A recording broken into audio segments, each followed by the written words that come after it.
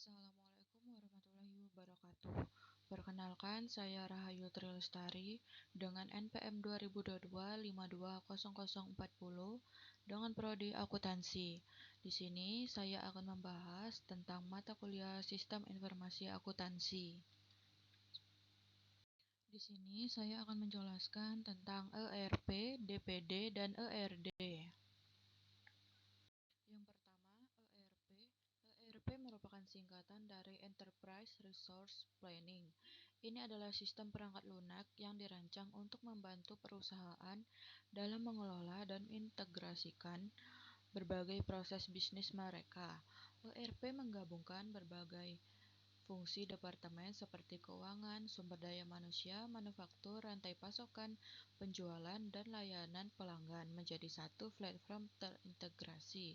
Dengan demikian, data dapat bergerak dengan lancar di seluruh organisasi, memungkinkan pengambilan keputusan yang lebih baik dan efisiensi operasional yang lebih tinggi. Berikut adalah manfaat ERP bagi UMKM. Yang pertama, integrasi proses bisnis. ERP mengintegrasi berbagai fungsi departemen seperti keuangan, sumber daya manusia, manufaktur, rantai pasokan, penjualan, dan layanan pelanggan menjadi satu platform terpadu.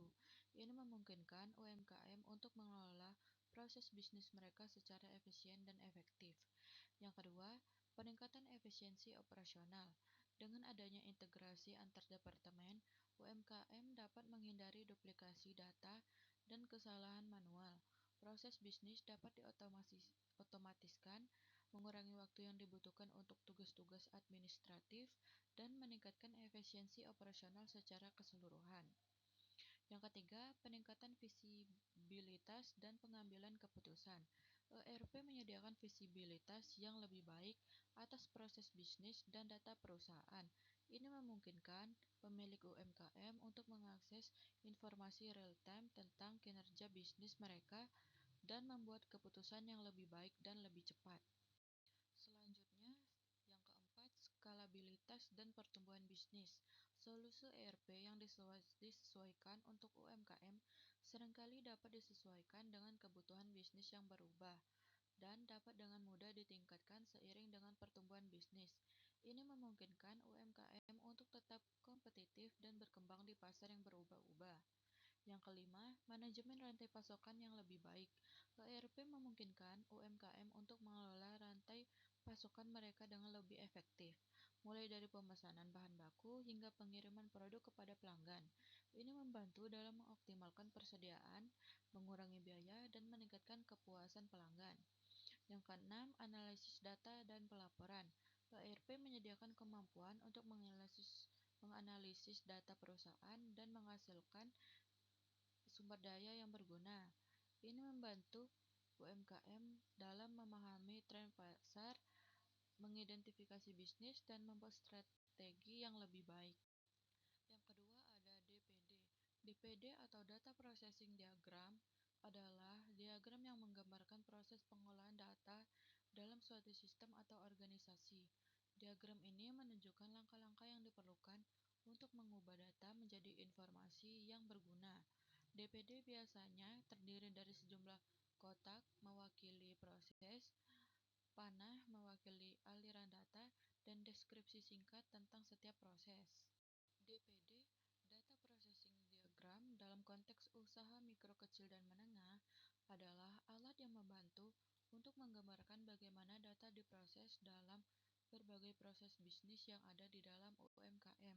Dengan menggunakan DPD, UMKM dapat memahami secara lebih baik bagaimana data mengalir melalui berbagai proses bisnis mereka, mengidentifikasi potensi untuk meningkatkan efisiensi atau kualitas data, dan merancang sistem informasi yang lebih baik sesuai dengan kebutuhan bisnis mereka.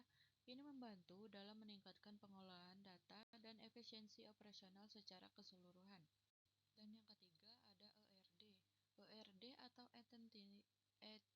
Entity Relationship Diagram adalah jenis diagram yang digunakan dalam perancangan basis data. Diagram ini menggambarkan struktur data dalam bentuk entitas, objek dalam dunia nyata, dan hubungan antara entitas tersebut. ERD membantukan dalam sistem atau organisasi, yang kemudian digunakan sebagai dasar untuk merancang basis data. ERD dalam UMKM. Yang pertama, identifikasi entitas. Pertama-tama, UMKM perlu mengidentifikasi entitas-entitas utama yang ada dalam operasi bisnis mereka. Entitas bisa berupa objek fisik atau konseptual yang memiliki kepentingan dalam basis data. Contohnya, dalam UMKM mungkin terdapat entitas seperti pelanggan, produk, pesanan, dan lain-lain.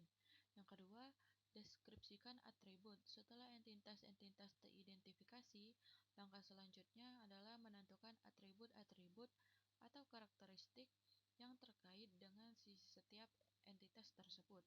Atribut adalah informasi ingin disimpan dalam basis data untuk setiap entitas.